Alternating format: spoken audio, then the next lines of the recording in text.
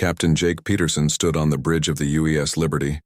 His hands gripped the metal railing as he stared at the main screen. The message from the Zarvian raiders played again, showing their leader's face. The alien had gray skin and 4 eyes that blinked one after another.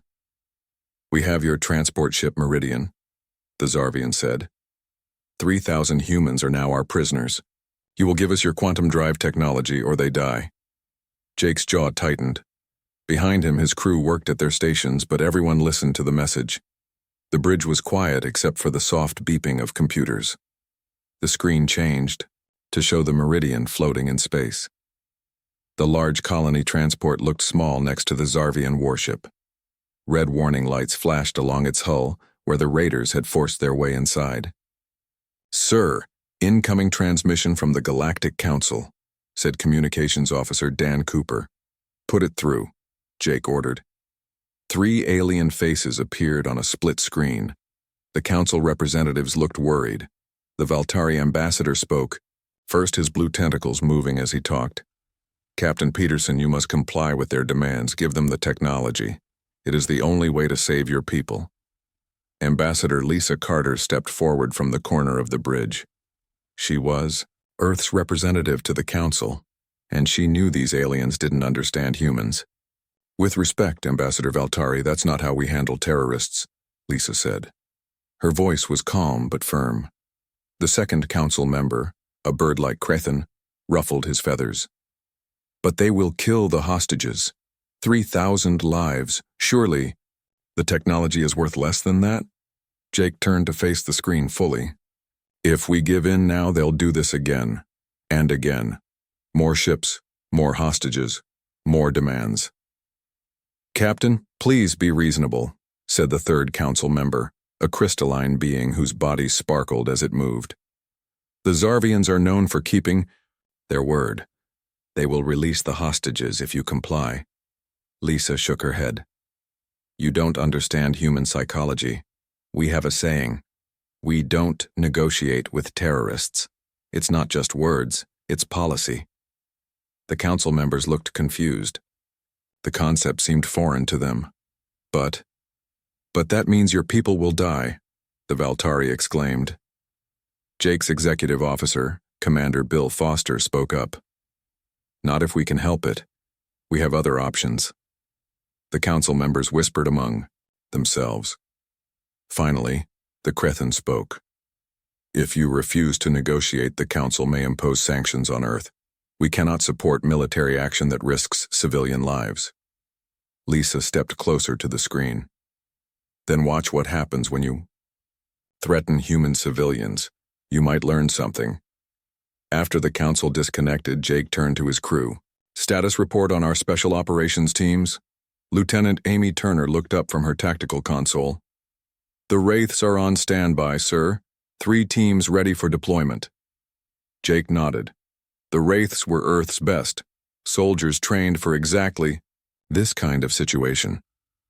While other species relied on negotiation and compromise, humans had learned through centuries of dealing with terrorism that some problems required a different solution. "Sir, the Zarvians are hailing us again," Dan reported. "Ignore them," Jake said. "Amy, begin tracking their ship. I want to know every move they make." "Yes, sir. Already on it." Lisa moved to stand beside Jake. "The council won't understand what we're about to do." "They don't have to understand," Jake replied. "They just need to see the results." Outside the Liberty's windows, stars glittered in the endless black of space. Somewhere out there, 3,000 human colonists waited for rescue. The Zarvians thought they held all the cards. They believed humans would choose the easy path of surrender. They were about to learn how wrong they were. Jake touched a button on his command chair. "All hands, this is the captain. Prepare for combat operations. We're going to show the galaxy why you don't take human hostages." The bridge crew straightened at their posts. This wasn't just about saving the colonists anymore. This was about sending a message to every would-be terrorist in the galaxy. Humans don't make deals. They make examples. Commander Sam Brooks walked through the narrow corridor of the UES Vengeance. His boots made no sound on the metal floor. Years of training had taught him to move like a ghost. Behind him, his team followed in perfect silence. They entered the briefing room where 20 soldiers sat waiting. These were the Wraiths, Earth's most elite special forces unit. Each one had been chosen from thousands of candidates. They trained for years to handle situations exactly like this. Sam stood at the front of the room. A holographic display lit up, showing the Meridian and the Zarvian warship. "Listen up," Sam said. 3,000 civilians are counting on us. The Zarvians think we'll cave to their demands. They're wrong. He pointed to the display. The Raiders have standard Zarvian tech. Good shields, decent weapons, but nothing we haven't seen before. Their mistake was thinking humans would act like other species. Sergeant Maria Reyes raised her hand. "Sir, what's our insertion method?" 3 teams, 3 entry points, Sam replied. "We'll use the new stealth pods. The Zarvians won't see us coming until we're already inside." Meanwhile, on the Liberty's bridge, more messages arrived from the Galactic Council. They were getting nervous. "Captain Peterson," the Valtari ambassador pleaded, "please reconsider. The Zarvians have increased their demands. They want the quantum drive technology and 10 million credits." Jake didn't even blink. "Our answer remains the same." "But they're threatening to execute hostages," the Cretan squawked. Lieutenant Amy Turner interrupted. "Sir, I'm picking up movement from our stealth ships. The Ghost, Shadow, and Phantom are in position." Jake nodded. "Perfect timing. Ambassador, you're about to see why humans handle terrorism differently." In the Zarvian warship, the Raiders celebrated. Their leader, Commander Zorax, laughed with his officers. "These humans are weak," he said. "They pretend to be strong, but they'll give us everything we want, just like the Tellurians did last cycle." His second-in-command nodded. "The Council pressures them, soon they will break."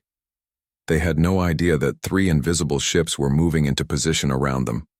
Back on the Vengeance, Sam finished his briefing. "Remember speed and precision. We hit hard, we hit fast. Priority 1 is hostage safety. Priority 2 is teaching these terrorists a lesson they'll never forget." The Wraiths stood as one. They moved to the armory, where advanced combat suits waited. Each suit could deflect energy weapons and enhance strength. The helmets had night, vision, and thermal imaging. 2 hours until go time, Sam announced. Final equipment check in 90 minutes. On the Liberty, Ambassador Lisa Carter watched the preparations. She turned to a council representative who had stayed on the video link. "You think we're being unreasonable," she said. "But let me tell you about human history. Every time we've negotiated with terrorists, it led to more terrorism. Every time we've stood firm, terrorism decreased." The alien looked skeptical. "But the risk—" "There's always risk," Lisa replied. "The question is whether you accept short-term risk to prevent long-term danger." In the Meridian's cargo bay, the hostages huddled together. Children cried softly while parents tried to comfort them. But among them, several people exchanged knowing looks. These were former military, trained civilians, and they recognized what was happening. The Zarvians had made a fatal error. They'd grabbed a colony ship, thinking colonists would be easy targets. They didn't realize that human colony ships always carried veterans, trained security personnel, and people who knew how to fight. When the rescue came, and they knew it would come, they'd be ready to help.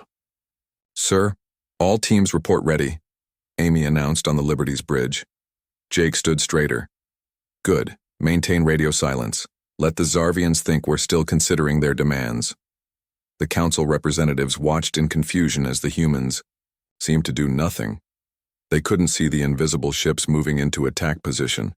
They couldn't hear the silent preparations of the galaxy's most lethal special forces team. They were about to learn why humans had a reputation that made even warrior species think twice before crossing them.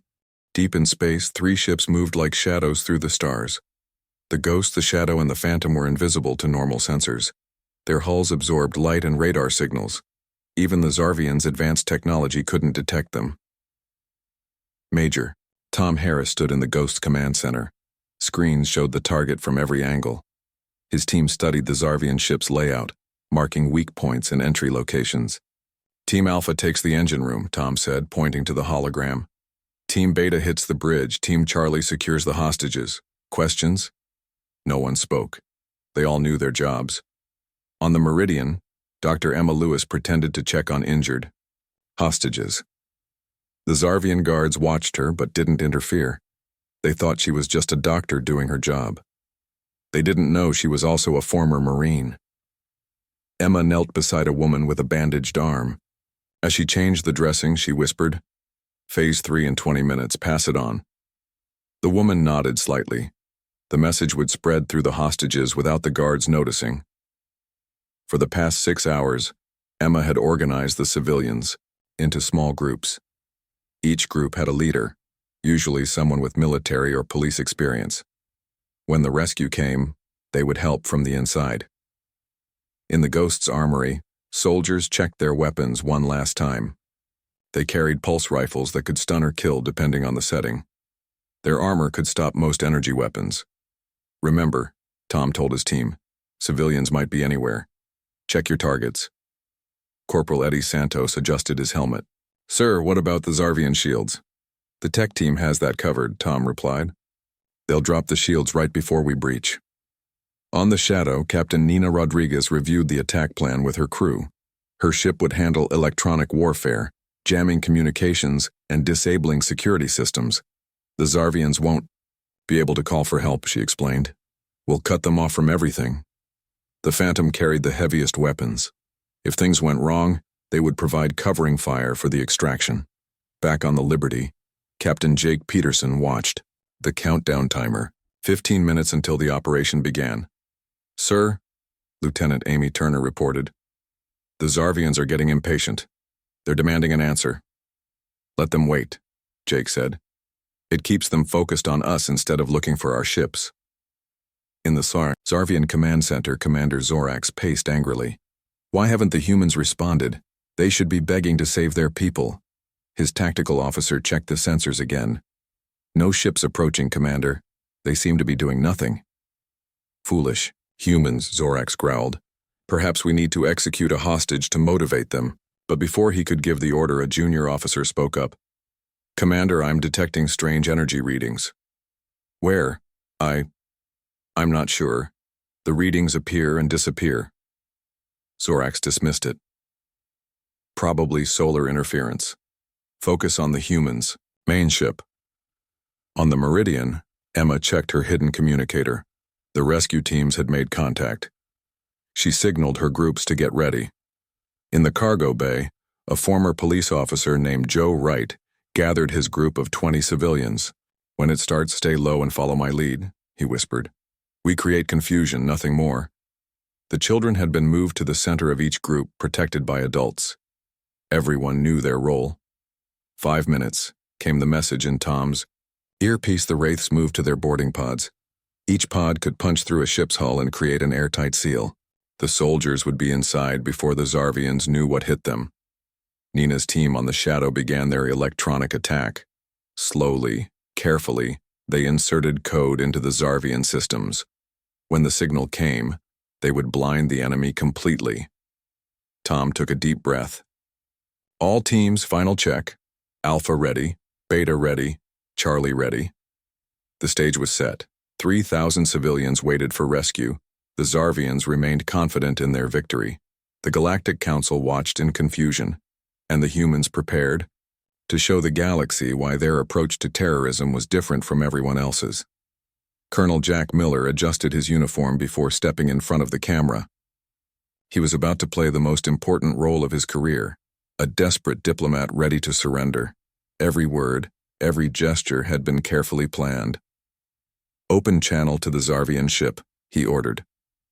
The screen flickered, showing Commander Zorax's gray face. The alien's 4 eyes narrowed with satisfaction when he saw Jack's worried expression.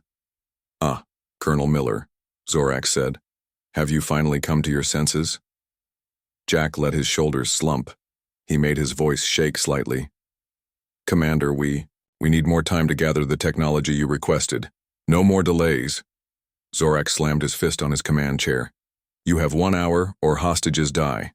"Please," Jack said, adding a note of desperation to his voice. "The quantum drive blueprints are classified. I need authorization from Earth. Give me 6 hours, and you'll have everything." Zorax's eyes gleamed. He thought he was winning. 6. Hours, the alien agreed. But I want proof you're cooperating. Send us partial schematics now. Jack nodded quickly. Of course. We'll transmit preliminary data immediately.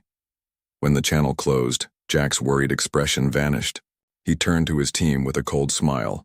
Hook, line, and sinker. Lieutenant Carol White began transmitting fake schematics, just enough to look real but filled with subtle errors. The Zarvians would need hours to realize they were worthless. Sir, Carol reported. They're downloading the data. They've reduced shield power to increase their computer processing. Perfect, Jack said. How long until our teams are in position? 40 minutes, sir. On the Zarvian ship, the mood had changed completely. The raiders celebrated their victory. Guards became less vigilant. Why stay alert when the humans were surrendering? Distribute extra rations, Zorax ordered. Tonight, we feast on human weakness. His crew cheered. They opened bottles of Zarvian ale and passed them around. Even the guards watching the hostages relaxed. Dr. Emma Lewis noticed the change immediately. She signaled to her resistance groups. The enemy was getting careless. In space, the 3 stealth ships moved closer. The Zarvians' reduced shields made them even harder to detect. Their guard is down, Major Tom Harris whispered to his team. Remember, quick and quiet until the signal. Back on the Liberty, Captain Jake Peterson watched everything unfold. The Galactic Council representatives were still connected, growing more confused by the minute. Captain Peterson, the Valtari, ambassador said, "We're pleased you've chosen negotiation. Perhaps humans aren't as stubborn as we thought." Jake kept his face neutral. "We do what we must to protect our people." Ambassador Lisa Carter hid a smile. The council had no idea what was really happening. On the Zarvian ship, Zorax studied the fake schematics. Magnificent. With this technology, we'll be unstoppable. His science officer frowned at his screen. Commander, some of these equations seem unusual. Bah! Zorax waved him away. Human technology is different. Keep analyzing. The science officer nodded, but doubt nagged at him. Something wasn't right. Colonel Miller continued his performance, sending apologetic messages about technical difficulties. Each message bought more time, kept the Zarvians focused on the wrong thing. "Sir," Carol whispered, 15 minutes to operation start. Jack contacted the Zarvians again. "Commander Zorax, we're having trouble accessing the main database. Our security protocols are fighting us." Zorax laughed. "Your own systems betray your weakness. But I am feeling generous. You have proven cooperative. Take the time you need." The alien truly believed he had won. His entire crew believed it. They drank and celebrated while death approached on silent wings. In the Ghost's boarding pod, Tom checked his weapon one last time. His team was ready. Across space, identical scenes played out on the Shadow and Phantom. On the Meridian, Emma gathered her group leaders. 10 minutes, she whispered. Get ready. The hostages tensed. Parents held children closer. Former soldiers flexed their fingers, preparing for action. The greatest deception in galactic history was about to end. The Zarvians had been played. Perfectly. They'd relaxed, celebrated, let their guard down completely. Now they would learn why humans were different, why humans didn't negotiate with terrorists, why humans always had another plan. At exactly 0300 hours, 3 ships appeared from nowhere. The Ghost, Shadow, and Phantom dropped their stealth systems and fired EMP bursts simultaneously. Blue lightning crackled across the Zarvian ship's hull. Inside, lights flickered and died. Computers shut down. Weapon systems went offline. The Zarvians stumbled in sudden darkness, confused and afraid. "What's happening?" Commander Zorax shouted. Emergency lights cast a red glow, making shadows dance on the walls. Before anyone could answer, the hull shook with multiple impacts. Boarding pods punched through the ship's armor like needles through cloth. Sergeant Kate Johnson led Alpha Team through the breach. Her helmet's night vision turned darkness into day. The Zarvians were blind, but the humans could see perfectly. "Engine room secured," she reported after a brief firefight. The Zarvian engineers never saw what hit them. On the bridge, Beta Team burst through the doors. Major Tom Harris moved like a shadow, his team spreading out with practiced precision. Pulse rifles hummed, dropping Zarvians before they could reach their weapons. "Bridge secure," Tom announced. Commander Zorax lay unconscious at his feet, taken down by a stun blast. In the cargo bay where hostages were kept, chaos erupted. Charlie Team breached from above, rappelling down on cables. At the same moment, Dr. Emma Lewis gave the signal to her resistance groups. Joe Wright tackled a guard from behind. Other civilians grabbed weapons from fallen Zarvians. Children were pushed behind makeshift barriers while adults joined the fight. Corporal Eddie Santos led Charlie Team through, the hostages identifying and neutralizing threats. "Friendlies, check your fire," he called out as civilians and soldiers worked together. The Zarvian guards, drunk and confused, fell quickly. Some tried to use hostages as shields, but the humans had planned for this. Precision shots from elevated positions took them down without harming civilians. On the Liberty's bridge, Captain Jake Peterson watched tactical displays showing green across the board. All teams reported success. Zarvian ship disabled, Lieutenant Amy Turner reported. No casualties among hostages. The Galactic Council representatives stared in shock. How did you do this?" the Valtari ambassador stammered. "Planning and training," Jake replied simply. Back on the Zarvian ship, mop-up operations began. Wraith teams swept through every corridor, securing prisoners and checking for hidden threats. In the medical bay, Emma treated minor injuries among the hostages. "Is everyone accounted for?" she asked Joe Wright. "All 3,000, he confirmed. Not a single loss." Kate's team found the Zarvian weapons locker and secured it. "Enough firepower here to take a small planet," she muttered. Tom stood on the bridge, looking at the captured Zarvian officers. They sat against the wall, hands bound, still dazed from the speed of the assault. 15 minutes from breach to secure, his second-in-command reported. "New record, sir." The Zarvian science officer, the one who had doubted the schematics, spoke up. "You planned this from the beginning." Tom nodded. "Every detail. But we had your people. We could have killed them all. That's exactly why we couldn't let you win," Tom explained. "Give in once and everyone thinks they can do the same." Transport ships arrived to evacuate the hostages. Families reunited with tears and hugs. Children who had been terrified hours, Ego now looked at the soldiers with awe. On the Liberty, Colonel Jack Miller ended his performance. "Operation Thunderstrike is complete," he announced to the command staff. "0 friendly casualties, all hostages recovered, all terrorists neutralized. The bow." Council representatives remained silent, processing what they had witnessed. The humans had turned a hostage crisis into a military victory in less than 20 minutes. Captain Nina Rodriguez brought the Shadow alongside the captured Zarvian ship. Her electronic warfare team began downloading data from the enemy computers. "We'll know everything about their organization by morning," she reported. In space, the 3 stealth ships formed a protective triangle around the rescue operation. The message was clear. The humans were in control now. As dawn broke over Earth's colonies, news of the rescue spread. The galaxy had learned something important about humans. They really didn't negotiate with terrorists. The battle was swift and brutal. Word spread through the Zarvian ship that humans had boarded. Some raiders tried to fight back, but they faced soldiers who moved like ghosts and struck like lightning. In the lower decks, Private Mike Chen cornered 3 Zarvians who had taken a maintenance worker hostage. They held the man at gunpoint, shouting demands. "Drop your weapons," they screamed in broken standard. "Or human dies." Mike didn't hesitate. 3 shots, 3 headshots. The hostage dropped to the floor, unharmed but shaking. The Zarvians fell, dead before they could pull their triggers. "Clear," Mike reported.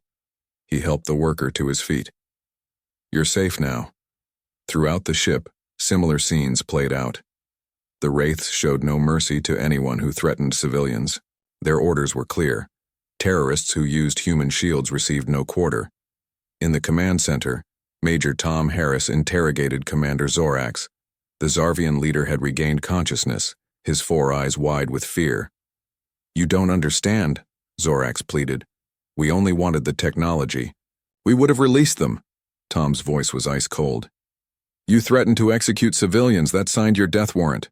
On the Liberty, the Galactic Council watched body camera feeds from the operation. They saw Zarvians surrender only, to be stunned and bound. They saw others resist and die instantly. "This is efficient," the Krathan ambassador said, feathers ruffled in distress. "This is justice," Ambassador Lisa Carter corrected. Every terrorist knew the risks when they took hostages. In the Zarvian brig, Kate Johnson found something that made her blood boil. 20 hostages locked in a small cell, including 5 children. The room had no ventilation, no water, no sanitation.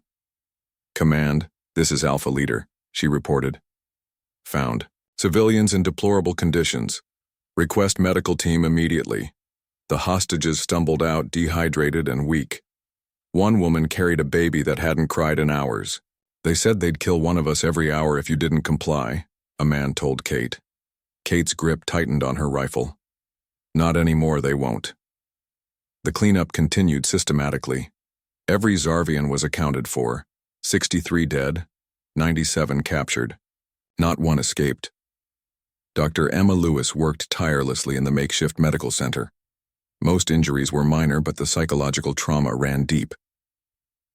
"They kept telling us humans were weak," a teenage girl said while Emma bandaged her wrist. "They said Earth would abandon us," Emma smiled gently. "They didn't know us very well, did they?" On the bridge, Tom received final reports. "Ship secure, all sectors clear. Prisoners ready for transport." Through the viewports, he could see Earth ships arriving. Military vessels, medical ships, and troop transports formed a protective ring around the meridian. The captured Zarvians were loaded onto prison ships. They would face military tribunals for terrorism, kidnapping, and attempted murder. Under wartime law, many would receive death sentences. "Sir," Corporal Eddie Santos reported, "we've found their communication logs. They've been selling hostages to slavers." Tom's face darkened. "Add slavery charges. No plea deals. No mercy." In the council chambers, a heated debate erupted. Some members called the human response excessive. "You could have negotiated," the Valtari insisted. "Violence wasn't necessary." Captain Jake Peterson stood firm. "They planned to kill hostages and sell others as slaves. They got exactly what they deserved." As the hostages boarded rescue ships, many stopped to thank their rescuers. Parents hugged soldiers. Children asked for autographs on their rescue blankets. Joe Wright, the civilian who had led resistance efforts, shook Tom's hand. "You came for us. You really came." "Always," Tom replied. "No human gets left behind." The operation ended 22 minutes after it began. 3,000 hostages saved. 0 friendly casualties. 97 prisoners who would never threaten anyone again. And across the galaxy, a message echoed through criminal networks. Humans don't negotiate with terrorists. They eliminate them. The grand chamber of the Galactic Council fell silent as Ambassador Lisa Carter walked to the center podium. Representatives from 50 different species watched her, some with fear, others with newfound respect. Lisa placed her hands on the podium and looked around the room. "Yesterday you witnessed why humans handle terrorism differently. Today I'll explain why we'll never change this policy." The Valtari ambassador shifted uncomfortably. "Ambassador Carter, while we appreciate the safe return of your civilians, the level of violence was necessary," Lisa finished. "Let me share some history. On Earth, we tried negotiation for centuries. Every time we paid ransoms, more hostages were taken. Every time we compromised, terrorists grew bolder." She activated a holographic display showing statistics. Since adopting our zero-tolerance policy, terrorist incidents against humans dropped by 98%. The 2% who still try, they don't survive to try again. Back on Earth, the rescued colonists received medical care and counseling, News crews waited outside hospitals, eager for stories, but security kept them away. In a private room, young Sophie Bennett hugged her stuffed bear. The 8-year-old had been one of the children locked in the airless cell. Dr. Helen Park sat beside her bed. "The soldiers were like superheroes," Sophie whispered. "They came through the ceiling." Helen smiled. "They train very hard to protect people like you." "Will the bad aliens come back?" "No, sweetheart, they'll never hurt anyone again." At military command, Colonel Jack Miller briefed Earth's leaders. "The captured Zarvians provided valuable intelligence. We've identified 3 more terrorist cells. Planning similar operations." General Patricia Wong nodded. "Strike teams are already en route. We'll hit them before they can organize." "What about the Council's concerns?" a diplomat asked. "They'll adapt," Patricia replied, "or they'll keep losing citizens to terrorists while we keep saving ours." In the Zarvian prison ship, Commander Zorak sat in his cell. The human guards ignored his demands, his threats, his pleas. He couldn't understand why they wouldn't negotiate even now. The door opened. A human officer entered with documents. "Commander Zorax, you've been found guilty of terrorism, kidnapping, attempted murder, and conspiracy to commit slavery. Sentence: death." Zorax's 4 eyes widened. But I surrendered. I have rights." "You lost those rights when you threatened civilians," the officer replied. "Execution tomorrow at dawn." On the Meridian, repairs continued. Engineers fixed hull breaches while cleaning crews removed all traces of the occupation. The colony ship would fly again, carrying new settlers to distant worlds. Captain Jake Peterson visited the ship. He found Dr. Emma Lewis organizing medical supplies. "You did well," he told her. "Your resistance cells saved lives." Emma paused her work. "I kept thinking about what they said, that humans were weak, that we'd abandon our people. They really didn't know us at all." "Now they do," Jake replied, "and so does everyone else." At the council, Lisa concluded her address. "We protect our own, always. Without hesitation, without negotiation, without mercy for those who threaten them. This is not up for debate." The Crethan ambassador spoke carefully. "And if we impose sanctions? Then you'll face them alone, next time terrorists strike your worlds," Lisa said. "We've shown you how to win. Whether you learn from it is your choice." Across human space, military bases increased readiness. Intelligence networks activated dormant agents. The message was clear. Humans were done playing by everyone else's rules. In schools, children learned about Operation Thunderstrike. Teachers explained why standing firm against evil was sometimes the only choice. On border worlds, colonial militias doubled their training. Veterans volunteered to teach civilians basic resistance tactics. The galaxy had changed in one night. Species that once saw humans as just another spacefaring race now understood the truth. Humans didn't make deals with terrorists. They made examples of them. News of Operation Thunderstrike spread across the galaxy like wildfire. On 1,000 worlds in 10,000 languages, the story was told and retold.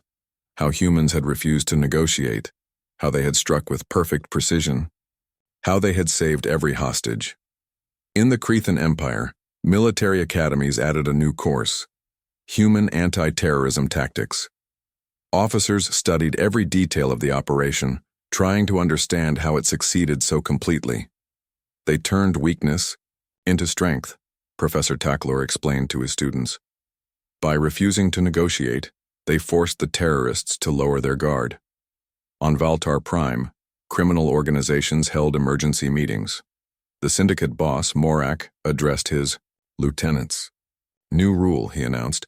"No operations against human targets, not their ships, not their colonies, not their people.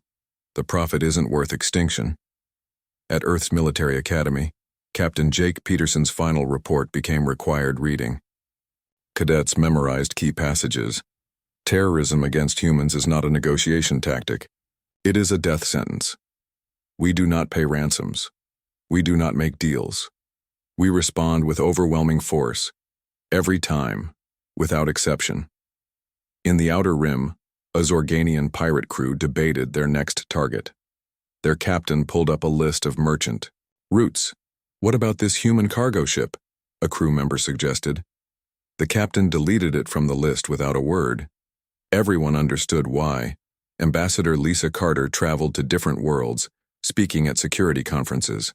Her message never changed. "We offer this lesson freely," she told audiences. "Stand firm against terrorism. Never reward it. The moment you pay one ransom, you invite 1,000 more demands." Some species listened.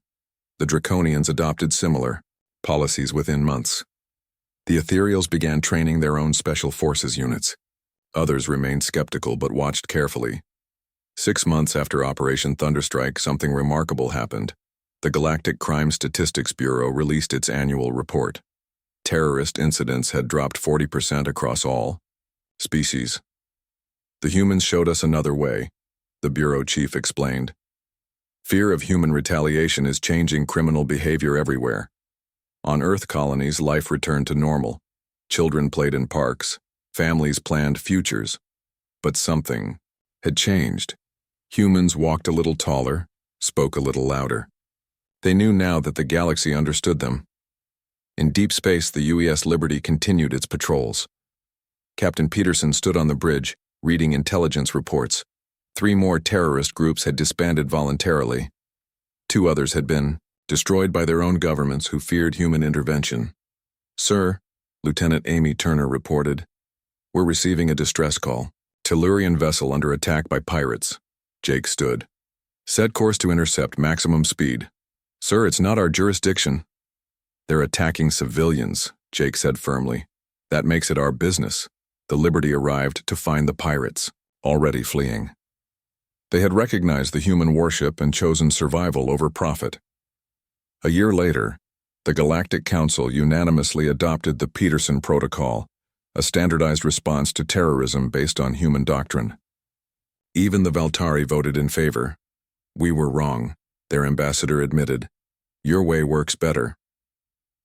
At the annual Remembrance Day ceremony, the rescued colonists gathered. Dr. Emma Lewis spoke for all of them. They thought we were abandoned. They thought we were forgotten. They thought wrong. When humans say no one left behind, we mean it. In the crowd, Major Tom Harris watched with his team. They wore civilian clothes, but their alertness never faded. Always ready, always watching. The galaxy had learned its lesson. Criminal databases listed humans as Category X. Do not engage under any circumstances. Insurance companies stopped, covering ransoms entirely. And in every spaceport bar, in every frontier outpost, the story was told. How humans didn't negotiate. How they didn't compromise. How they came for their people with fury and precision. The message echoed across the stars, a warning that would last generations. Humans don't make deals with terrorists, they eliminate them.